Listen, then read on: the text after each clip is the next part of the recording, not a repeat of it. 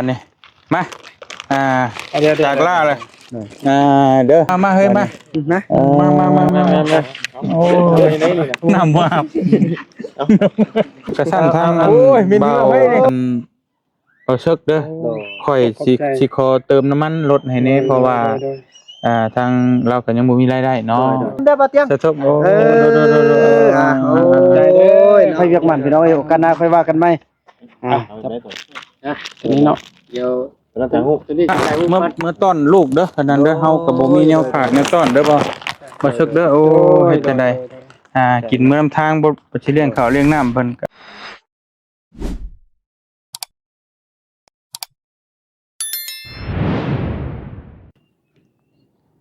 เอาพี่น้องเอ้ยบัดนี้เปิดภาพมาก็ยืนเรียงซ้ายล่ายเรียงลำอยู่เฮ็ดได้เฮาบัดนี้ภารกิจคือได้ยินข่าวว่าโอ้เนาะสิเศร้าๆจังได๋บ่ฮู้เศร้าเลยมีข้อต้องมีจักเนาะโตมาเจอนี่มันตื่นเต้นได้ตัวจากนี่มันเศร้าที่แยกย้ายกันเนาะเนาะพบกันวิทย์ปอดความตื่นเต้นแม่มีพลังมีแฮงก็น่าแตงเลยเพราะว่าอันนี้คือกันตอนนั้นบ่พบบ่เตียงจักก็ยังมีบุญหลายเนาะ FC มาแต่โดนล่ะติดตามมาแต่โดนเบิ่งตลอดเบาบุญเบาเตรียมทองเนาะโดยเบายาวขอบใจหลายๆเบาบุญบ้านป่าเฮงยาวไปเฮงยืนมองชูงกูมู่นั่นน่ะโอ้ท่วมเบิดพี่น้องเอ้ยบุญใจมากนะเจอเพื่อนเพิ่นเมื่อกี้นี่คุณนุ่มสินน่ะโอ้ยยี่ห้อเดียวกันเลยพัดตากกันมาแต่เดือนนี้กูเฟดบ่หมดเข้ายังบ่โดนเดียวกันหนวดกันเต็มบ่แข้งขากันเต็มใส่ฉิดเนาะคนลายก็ค่อยสบายดีเด้อพี่น้องเด้อกราบทักทายสบายดีพ่อแม่พี่น้องเบิดทุกคนเนาะพี่น้องเอ้ยทักทายตอนบ่ายๆมื้อนี้ก็คือว่าถามทั้งทีมงานลาวเหนือเฮาก็ว่าบ่มีแล้วเนาะเบิดแล้วที่มองเฮาสิไปคือว่ามันมีอยู่แต่ว่ามันทางมันโหดป่ะมันโหดมันไปบ่ได้นะพี่น้องก็เลยแบบเอาซ้ำนี้ก่อนเพราะว่าเฮาก็ยังสิไปต่ออยู่บ่เป็นหยังพี่น้องเอ้ยเดี๋ยวโอกาสหน้าพาใหม่ยกตัวอย่างคือยามแล้งซะเนาะเป็นหน้าแล้งเนี่ยยังเฮาจังว่ากันใหม่นะมันไปได้แต่ว่ายามมันไปบ่ได้อีหลีพี่น้องเนาะทางมันฝนตกขึ้นภูขึ้นเขาคือว่าแหละทางเบานะเบาเซิกเฮาก็พาไป2มื้อเนาะเมื่อวานนี้กับมื้อนี้ทางเบาบุญนำก็โอ้ประจำเลย 3-4 มื้อพี่น้องเอ้ยถือว่าดูแลดีสุดยอดบ่มีคำติบ่มีคำว่าพี่น้องเอ้ยมีแต่ว่าเฮ็ดได้ดิทางทีมงานเฮาก็จะเลี้ยงเข้าตอบแทนจักครั้งหนึ่งเนาะส่งท้ายบัดนี้เฮ็ดจังได๋มันบ่มีร้านอาหารบ่แถวนี้แม่นเลยก็ถือว่าแบบนี้แหละอาหารน้อยๆมันข้าวปุ้นข้าวเปียกน้อยเช้านี่แหละแล้วก็กินมาแล้วเนาะโดยจังซี่ซะเนาะถือว่าทางบ่เตียงผมโดยทีมงานถือว่าบ่แม่นอันอื่นเนาะก็ถือว่าต่างคนก็ต่างสำเร็จและภารกิจเนาะก็ถือว่าป้าบ่นำก็ภูมิใจเด้อพี่น้องที่ว่ามาฮอดมาถึงแล้วก็เขตที่ว่าพวกเฮาอยากให้ช่วยเหลือนี่ก็เท่าที่ระยะสั้นเนาะเฮามาสำรวจได้ซำนี้แต่ที่จริงโอ้หลายเนาะหลายอยู่แต่ว่าขอโอกาสหน้าถึงเพิ่นเนาะเพราะว่าเบาสึกเพิ่นก็ติดภารกิจอยู่ทางเมืองไสสถานเด้พวกเฮาว่าสิได้ไปเข้าบ่ที่เพิ่นเฮ็ดเวียกสวรรค์ไปบ่ได้พี่น้องเอ้ยยามฝนเนาะก็ดีอกดีใจที่ว่าได้มาฮอดมาถึงหวังว่าจะได้มาพบมาพอกันในโอกาสหน้าแต่เฉพาะมื้อนี้เนาะก็ถือว่าการอาหารการกินกันยากนั้นก็เต็มที่เนาะก็ถือว่าเห็นใจที่ว่าทางทีมงานที่ว่าอยากให้พวกเฮานี่ได้มีการพบปะสังสรรค์ได้อยู่ได้กินแต่ว่าคือว่าพี่น้องเขตเฮาเนาะเขตชนบทเฮามันก็อาหารมันก็บ่มีพี่น้องว่าคงจะเป็นเนาะแม่นอาหารมาอยู่มาสู้กันกินก็บ่มีขนาดสิไปทางแขวงเนาะมันสำคัญยังไกลบ่าวบ่นำก็มีภารกิจที่จะไปเอาพี่น้องพอตรงเรื่องที่เพิ่นยังเจ็บยังเป็นแดพี่น้องเอ้ยเนาะอยู่ทางป่าพุ่นเดี๋ยวนี้ก็ได้ยินข่าวก็แค้นแต่ก็ลุกบ่ได้เทื่อพี่น้องเอ้ยถือว่าจะได้เปได้ฮาบแล้วเนาะถ้าว่าผู้ใดได้อยากเห็นเนาะพี่น้องเอ้ยก็ฝากเด้อทาง FC ของบ่าวเตียงบ่าวบุญบ่าวยาวเนาะแล้วก็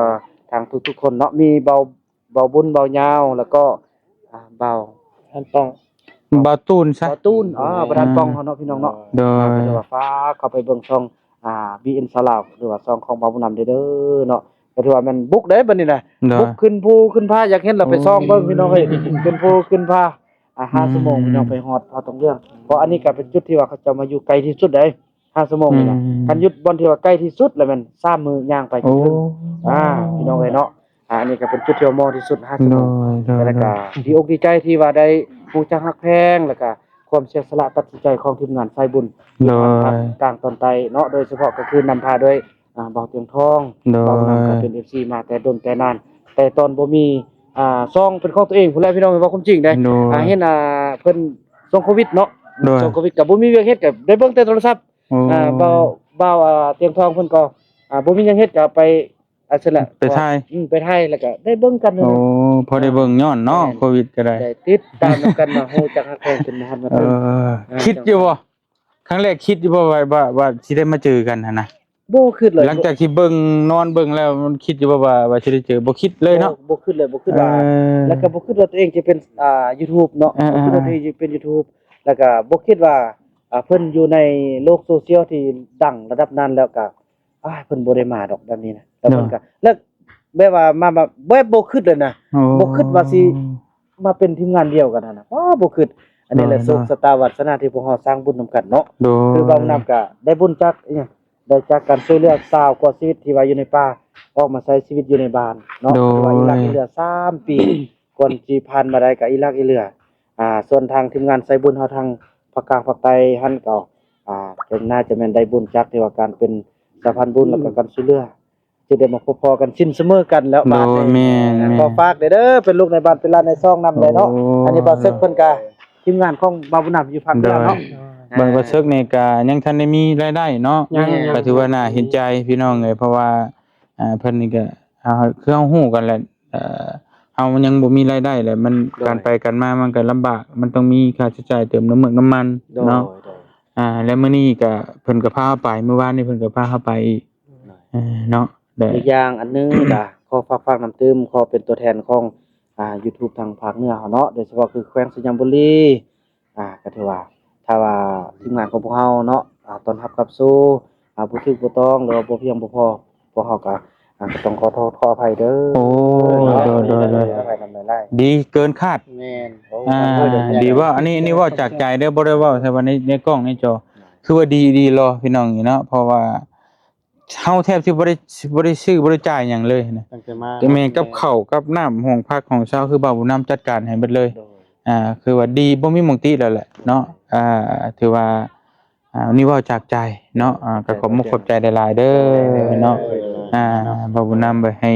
เจ้ามียอดวิวปังๆให้ได้เดือนละ100 ล้านวิวเด้อ โดย 10ล้านวิวก็พอแล้ว 10 ล้านพอเลย 10ล้านพอ โอ้ยเนาะ เดือนละ10ล้านด้วยแฮงแล้ว โดยสั่งกระสั่นทั้งอันเบาอันเอาเชิกเด้อค่อยสิขอเติมน้ำมันรถให้แน่เพราะว่าทางเราก็ยังบ่มีรายได้เนาะก็บ่ได้แม่นว่าอีหยังดอกอันนี้ก็ให้ช่วยเติมน้ำมันขอบมุกขอบใจ เพราะว่าเราก็พาไปเด้ คือถ้าให้เฮานี่มันมีรายได้เบิดแล้วก็ ก็บุญไปนำเด้อ โอ้ยสาธุ ให้ส่งแค่นำบ่าวนำขอประกอบส่วนนำบ่าวสักพอเพิ่นยังบ่ได้มีรายได้เด้อ แม่ พี่น้องเนาะ นเอา ต้องชีวิตวิธีหยังก็ ฝาก วิธีชาวบ้าน วิธีชาวบ้านเนาะ วิธีชาวบ้านเนาะแต่มันสิค้นหายากบ่เตียงค้นหาก็ยากจังหน่อย พอดีว่า สักหน่อย ถ้า เนาะ บ่เที่ยงแหละคิดว่าสิเปลี่ยน เปลี่ยนชื่อใหม่ซะเนาะ โดย อ่า สิปรึกษานำอะไรสิเอาแบบใดนะ โดย อืม เฮาก็ยังบ่ฮู้ว่าสิเฮ็ดไปทางใดแบบใดนะ ก็ระหว่างสิเปลี่ยนช่องเจ้าก็ไปคิดก่อนก็ได้ ไปคิดที่ว่าเฮาสิเอาแบบใดกับชีวิตเฮาสิเดินทางแบบใดเฮาสิไปสายใดให้มันจังสิตั้งให้มันเข้าคล้องกันหั่นเด้ ขนาดว่าทีมงานเดียวนี่อันนี้ยังบ่จื้อฮอดอันเว้าบ่ได้ก็ยังแบบว่ายังลืมนะวิธีชาวบ้านเนาะ โดย วิธีชาวบ้านนี่ก็อยากจื้อยากเด้ แม่นวิธีนะ วิธี มันบ่แม่นที่ตัวทอที เอา เออ เอาเบาซึกเส้นแนวบอกสิง่ายอันนี้เบาเตรียมท้องใช่เนาะ คิดแนวนั้นอยู่คิดอยู่ บ่ซึกชาแนล แต่ปรึกษานำ แม่นแล้วมันมีอีกชื่อหนึงนะที่ค่อยอันน่ะบอกให้เราเฮ็ดสุกันเนาะสุกันเพราะว่ามีอีกชื่อหนึงว่าชื่อเท่แล้วว่าชื่อสุกันชาแนล นี่น่ะก็คล่องอยู่หรือว่าซึกก็ได้แต่ว่าซึกมันน่ะคือว่ามันแบบใด ซึกเสือแบบใดมันน่ะ ชื่อแบบบ่มงคุณเนาะ มันบ่คัก ตอน ปานใด มีซึกก็ตอน แม่ มีซึก อันดีก็แม่นดีๆก็ได้บ่อยากให้เอาซะ เอาเป็นสุกสกันซะ สุกกัน เอาสุกัน สุกัน สุกันซะ บ่สุเอาชื่อเราให้ดีเลยสุกันชาแนล อันนี้เป็นชื่อสายบุญซองแยกตาม โด ได้ ยโดยทางชื่อตามนั้น เนาะของบุญนำเบาเตียงเลย โอ้ยสาธุ จับ เนาะ นำได้เบาเตียง สาธุโอ้ โอ้ ใจ ย เด้อ เนาะ เพียงบ่าวบุญนำ เนาะ มีแห่งความเจ็บจะได้ของใครจะมีเด้อ สาธุ คันมุกน้ำมันพี่น้องเอ้ยไปซักไปใช้ได้ เดี๋ยว ใจ เดี๋ยวอันน่ะบ่มีหยังฝากแทนใจเด้อเอาเดี๋ยวสิเอาเสื้อจักโตเด้ออ๋อ จะได้นุ่งพร้อมเลย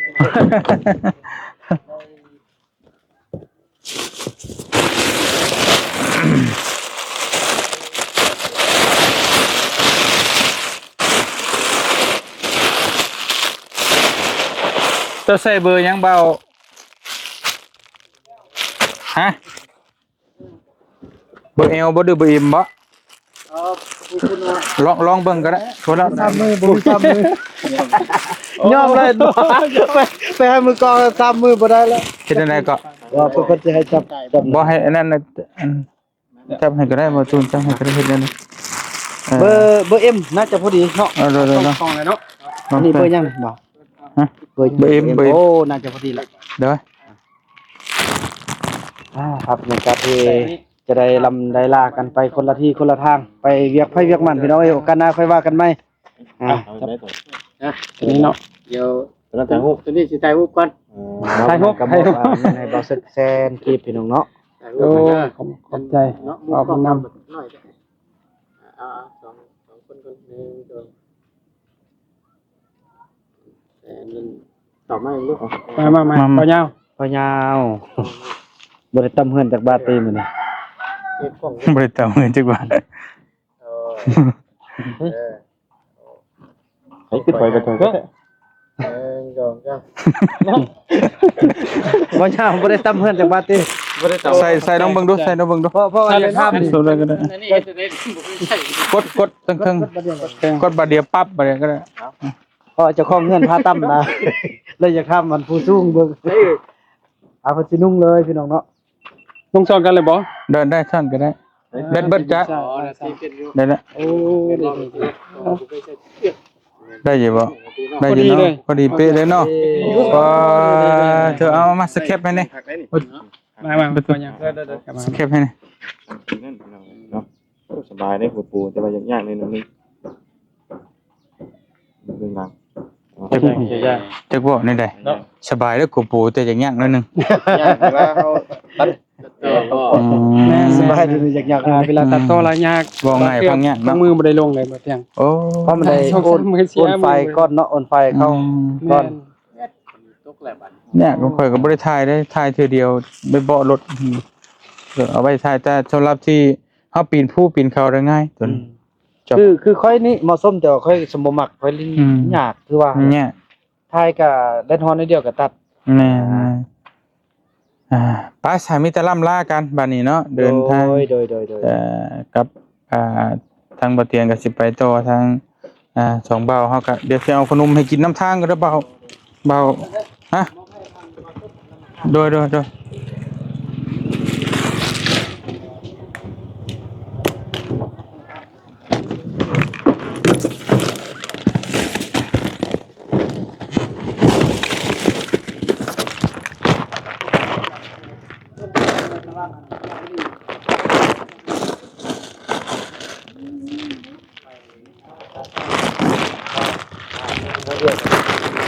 มีแต่